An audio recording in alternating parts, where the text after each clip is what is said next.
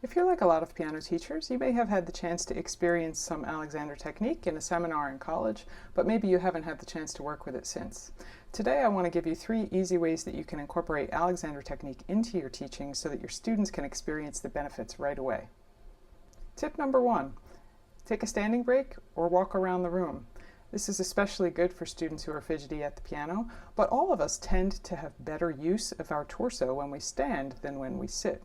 So what you can do is, after that standing break or walk around the room, you can have your students sit back down and encourage them to allow the torso to remain standing on the sit bones.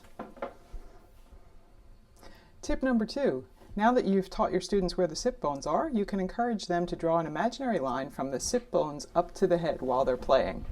This is a really easy way to help students get in touch with their use of the torso, and it can help students who tend to slouch or crane their neck forward in their eagerness to get right notes. I found that this is a much better way to talk to students about sitting at the piano than asking them to sit up straight. Tip number 3 is to ask your students to lie down in a semi-supine position. If that's logistically difficult in your studio, you can ask them to do it at home before they come to see you, and certainly before they practice. So what that means is they have their back on the floor and their knees are bent, so their feet are also touching the floor. You can ask them to do this even just for 30 or 60 seconds. And what we want them to notice is where their body comes in contact with the floor, especially the back. Then when they go back to sitting at the piano, you can ask them to recall the sensation of their back against the floor.